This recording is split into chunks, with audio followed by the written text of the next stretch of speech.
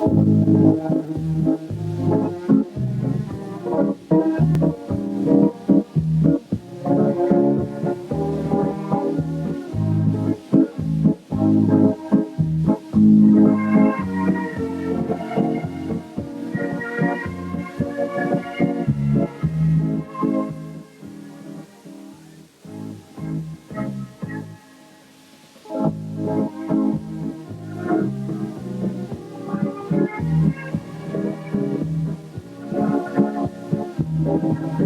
evening. This is Charito Benepayo, the Islanders TV. This evening we are here in San Bruno and we are giving a welcome party to one of the best icon in the Philippines, locally and globally, Vicky Garchitorena. And she's going to bring us many things on the plate, what's happening in the Philippines, what had happened in the Philippines. But before we do that, just a reminder, tomorrow is June 7, and therefore it's local election, and I'm sure you are going to vote, or many of you have already voted. I did.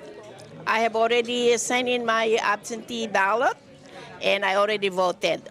So at this point, I will abreast the community of everything about the Philippine election, what's on the plate, and what's coming. So let's take a look. Stick around, and we'll bring you more about the Philippine before, now, and and after election. and of course Grace, because she was very popular at the start. But maybe about, I think, 2 months or a month and a half before elections, Binay and Grace started to go down in the surveys. And Duterte peaked at the right time. We didn't see it coming. And we felt very strongly, I felt very strongly, even the day before the elections, that Mar would win. Because the Liberal Party had the machinery, and we had the overwhelming majority of all local candidates for governor, for congressmen and congresswomen, and for mayors. And we felt we would have the support of the 4.4 million beneficiaries of the conditional cash transfer, the 4Ps, the Pantawid Pampamilya Pilipino program. There were a lot of groups that acknowledged Mar as the father of the BPO industry, which now has about 1.3 million agents.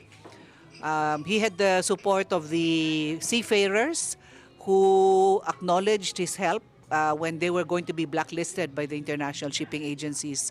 So parang all of the pieces were in place. And I think about 2 weeks before the elections, there was a big caucus of the Liberal Party in Club Filipino. I was present, and Winston was present. And all the governors, mayors, senators, and cabinet secretaries were there, and they pledged support, no, to Mar. And all the sorties of Mar were really thousands and thousands of people were there, all over the Philippines, from the Cordilleras down to Agusan del Sur, no, and the Muslim areas. But apparently, Mar, as you know, is more of a technocrat than a politician. So he tried to bring up the level of the discourse. You know, he would talk about his vision for the Philippines.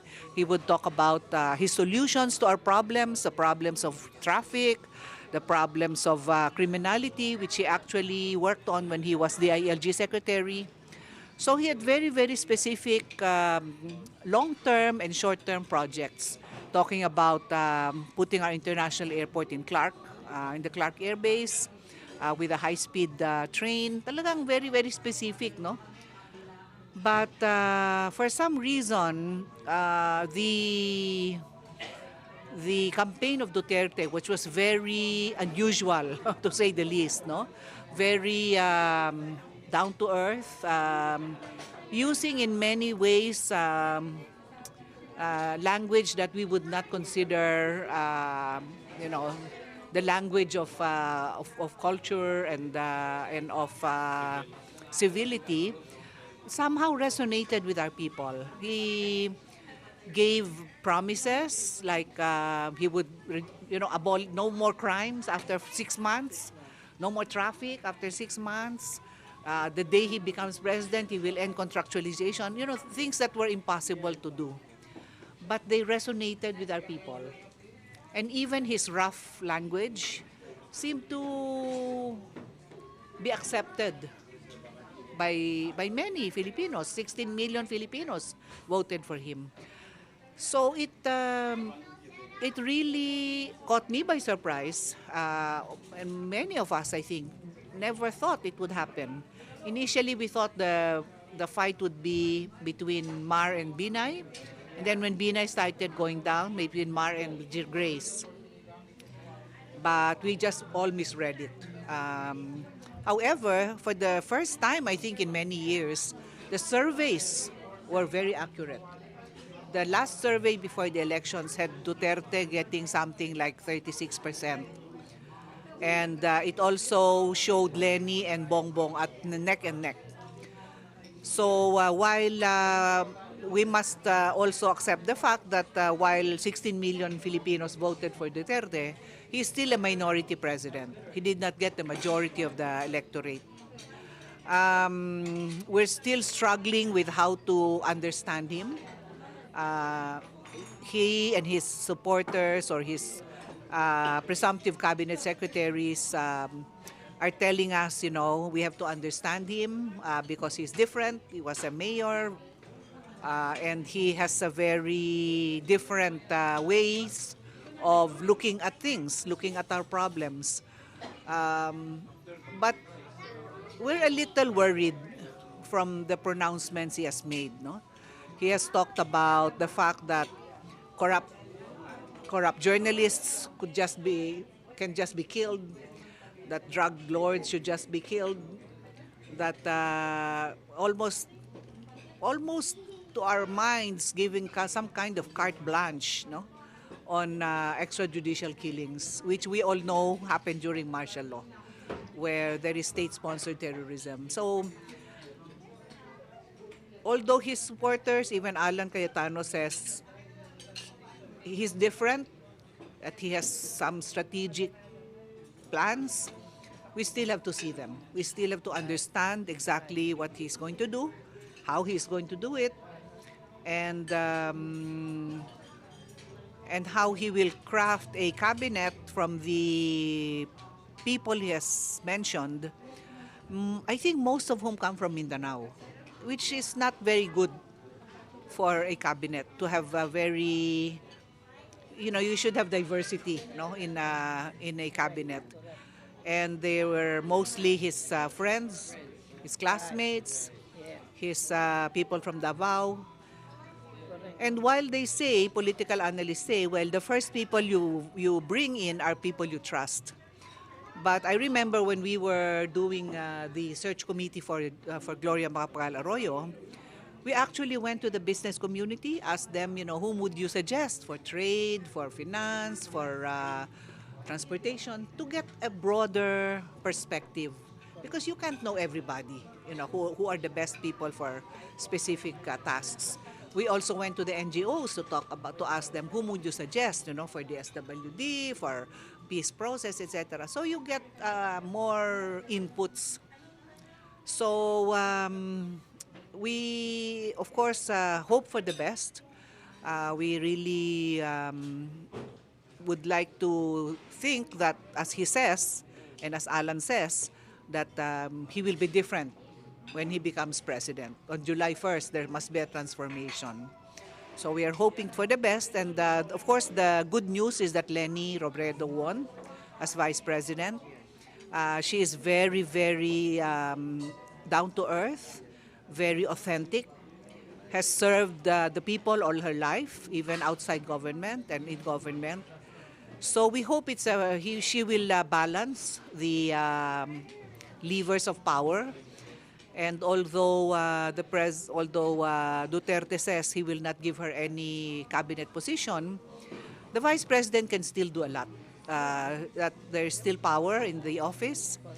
And those of us who know her and those of us in the development community, the NGOs and the civil society organizations, are very willing to help her in all her advocacies, so that hopefully by working closely with her in her programs, we can amplify her impact, magnify her the work that she wants to do for those especially at the laylayan ng lipunan, no?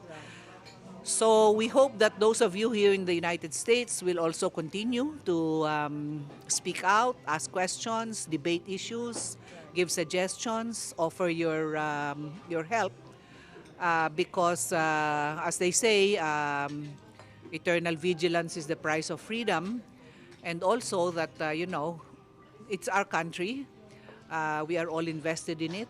We have worked, many of us have worked long and hard for truth and justice and freedom and for the poor. So we cannot stop now. We hope for the best. We will do what we can. We will not be quiet because it is not good if people don't question or don't push back when there is something to be debated or maybe talked about, discussed. So we're hoping that the next 6 years will continue the trajectory for economic development and pro-poor programs, and we have to pray very hard for our country and our people. Thank you. Yes. I wanted to ask this for the longest time. There is a belief, many of us have, that there was a serious miscalculation by the government, by the Rojas camp. When Duterte registered to run for office on December 5, the deadline was November 15. The majority of the members of the COMELEC were appointees of the president. They could have very easily nullified his candidacy because he filed too late. The belief here is that there was a miscalculation that allowed him to run because they thought he would be able to detract from the votes for Binay, which would favor Rojas. So they allowed him to remain even though he should have been disqualified because he filed too late. What are the facts regarding that widespread belief here? Well, I don't know the facts as facts, no. But I believe that it was a mistake. That initially they said, di ba he first he would run, then he wouldn't run, he wouldn't run, and so somebody, yeah. But somebody filed, di ba? That I think Dino, hoping that when he decides to run, he can substitute, no, under their party. And when he made a mistake in filing his COC, di ba, he filed as mayor, and I think for Pasay or whatever, and then he withdrew his certificate. I believe that I don't think Pinoy would have meddled with the COMELEC. No, I think he's very serious about his commitment to good governance, and that he will not. Why would it be meddling if you because follow the COMELEC, rule of law? yeah. If the law requires you to file your papers by November 15. Yeah, but and you COMELEC don't is file. a constitutional body. I understand. What Yeah. I'm saying is, why would he be? In other words, if the law says you have to file by November 15, and Duterte did not file until December 5, Yeah, that's following the rule of law to say, I'm sorry, you're disqualified. yeah, yeah. Well, yeah, but all I'm saying is, the president cannot No, it doesn't dictate have to the be COMELEC. president. It's the COMELEC that made a mistake. No, I think so what too. I'm saying is people should have filed. The Yeah, I Rojas camp protest. should have filed. I mean, the Rojas camp Yeah. opposed opposed Grace Poe Yeah. to the Supreme Court. Why was that not Yeah. that level of vigilance not Yeah. exercised with regards to Duterte as they did with regards to Grace Yeah. Poe? Yeah, I agree with you. I don't know why. I am not in the inner circle of the Liberal Party. I was with the Mamamayan Liberal, and we were kind of like the citizens' arm. But yeah, I think it was a mistake on the part of the COMELEC. Whether that can still be revived, I don't think so. But Can you not? Would you not be able to go into them? No more. It's too late. no more. I Well, think it it's too will late. take It's too 6 late. years It's too before late. they Yeah. decide that issue. Yeah, But the there. other problem, by the way, is that you mentioned Davao and people from Mindanao. That's not the most glaring thing. The most glaring thing is there are only 2 women in his cabinet. They're almost all men. That's unprecedented. Not since even Marcos had more women in his cabinet than Duterte has. Well, you know how he has been. You know what he has been doing. He really, in my view, shows very strong disrespect for women.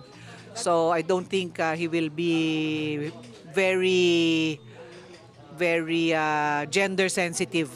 I already posted in one of my Twitters that they need gender training on gender issues, his administration. But well, as I said, we hope for the best, but we have to continue to push back where we need to push back.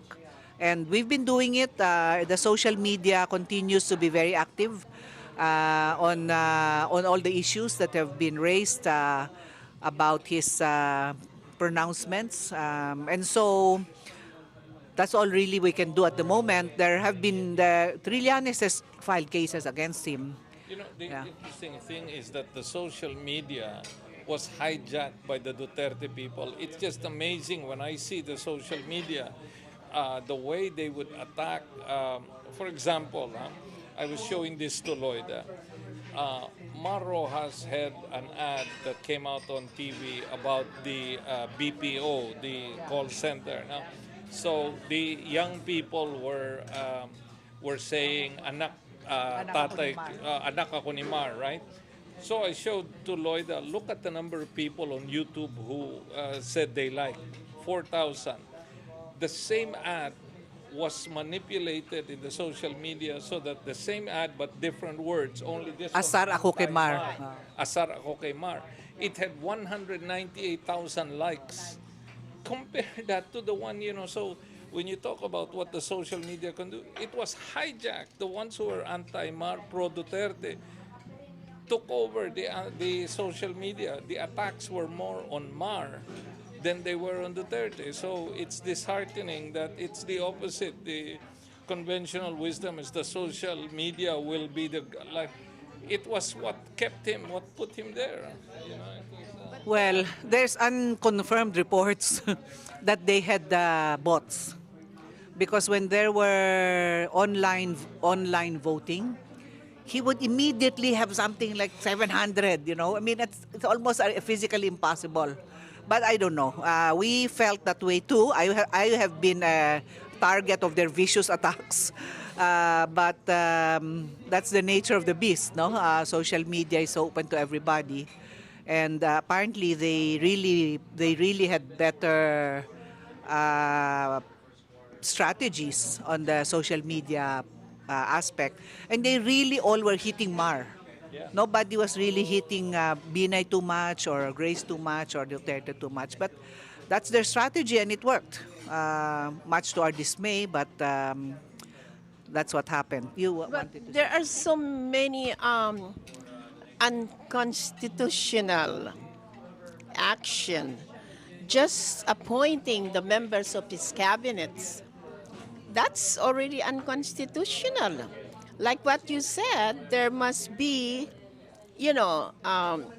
several that could be chosen in the cabinet, but it looks like friends and those people who have not even had any experience in good governance as anything have been appointed because they're they're not yet friends. been Some, appointed. I mean, it was already stated who will be appointed, and yet the vice president elect, he said he would not give any position to her Although we know that the vice president has her own, responsibility, her own job description. However, she must be in one of those members of, the cabinet that. And then on this issue, one more that I don't know how true it is that he is going to appoint or he's appointing Bongbong Marcos assistant to the president. What's up with that, Vicky? Well, those are not unconstitutional. He has the right to choose whom he wants to choose. They're not As official. long, yeah, uh, Be out for yeah, those who run in the campaign, we cannot be appointed yet, and especially if they were senators, they have 1 year hiatus, no. But there are cases. Well, Trillanes has filed cases against him on his bank accounts, the properties he owns. So there might be, I don't know. He has filed cases. There are many possibilities, but right now it's all in the realm of possibilities, and yeah, I share all your all your dissatisfaction about how things are angst, but we can't do anything right now. 16 million Filipinos voted for him. We have not seen any instances of cheating. The results came out very fast, and it was very much aligned with the last surveys. So we really have to pray very hard, but we have to be vigilant. We have to continue to watch everything they're doing, and really do what we can as Filipino citizens. But we are very hopeful that Lenny can provide a foil and do what she can, especially for the poor, because they're really the ones who need good governance.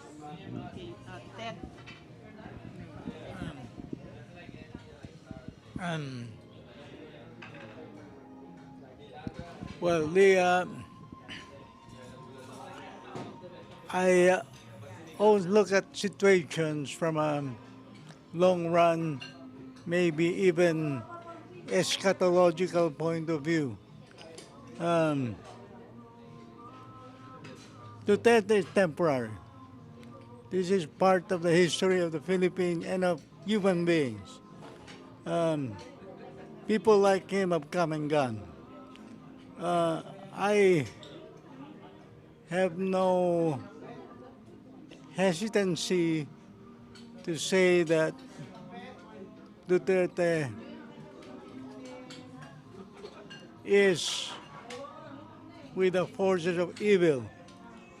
The fact that he has admitted that he's a leader or part of the Davao Death Squad who has killed over 1,400 people, including 152 children,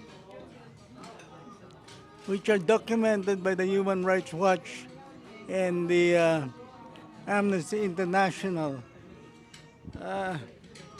This by itself says much about the man. It doesn't mean that because he was elected as president, he suddenly becomes a good man. This does not happen. The situation in the Philippines is like the situation in the whole world. It's a fight between good and evil all the time in our lives. It's a fight between good and evil, outside of us and within us. So, people who mean well, people who want to really love God and fellow men, they have a clearer picture of what's happening. Somehow situations arose in the Philippines that caused this person to be president.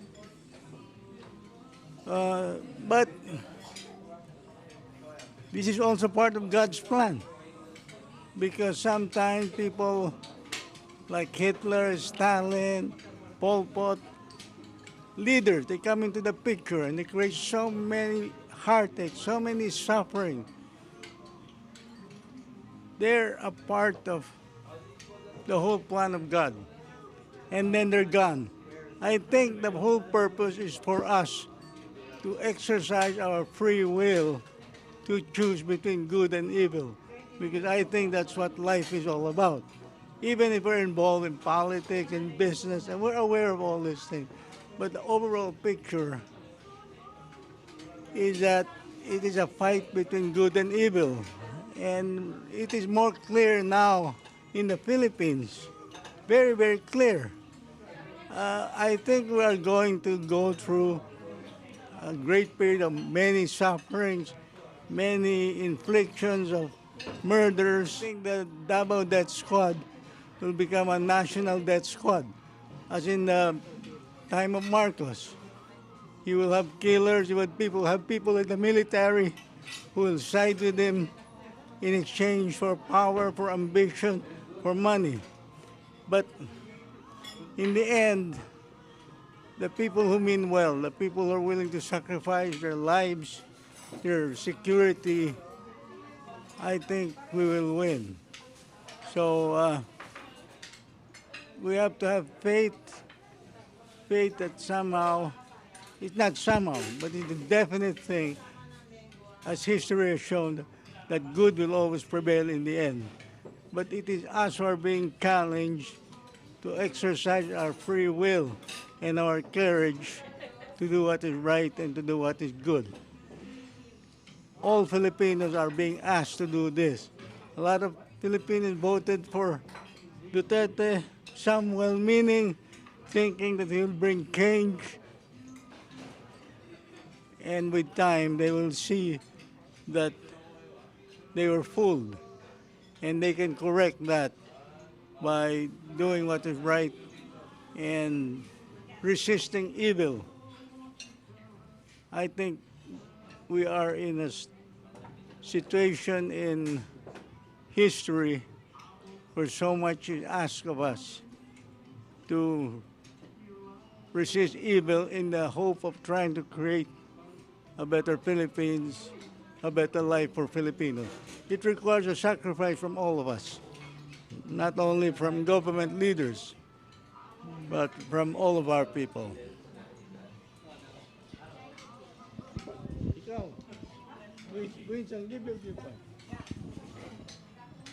I was personally disappointed that the Filipino people chose Duterte as president. On the other hand, I was pleased that the same Filipino electorate voted Leni Robredo as vice president. That places me in a situation where I do not know exactly what the Filipino people want.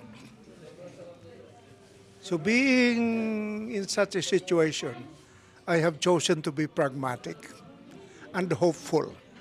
Regardless of what I've heard here about the president that the Filipino people have elected, remember, we're talking about the millions of people that voted for him. And whether you and I like it or not, that is the choice made by people. And that is the essence of democracy. The choice of the people becomes president. I will disagree with them, but that is just me disagreeing. So I have chosen, as I said, to be pragmatic. I was looking at my cell phone, looking for a word that would fit what I feel about it. Realpolitik does not exactly apply to this. So therefore, as I told Ted earlier today, I sincerely believe that there is a God.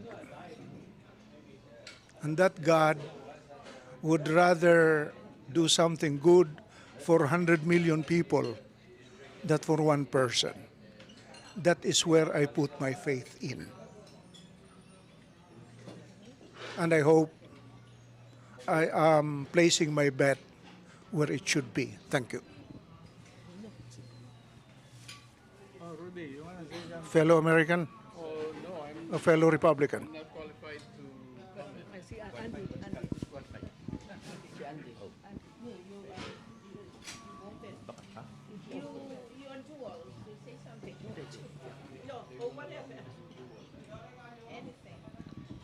Hi, good evening.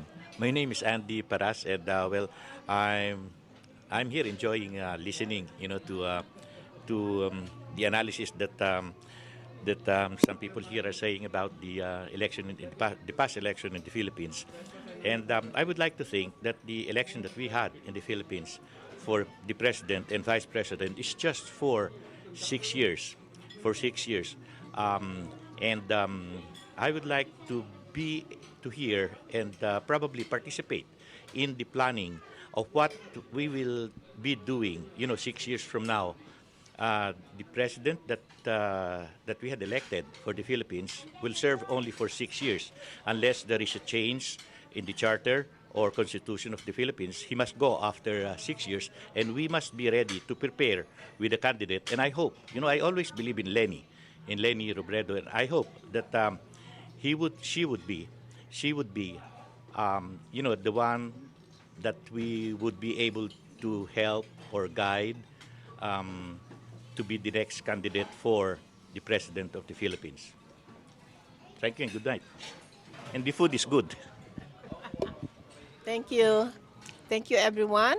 And that concludes. And thank you, Vicky, Wilson, everyone, and our friends, some members of USP4GG Governance.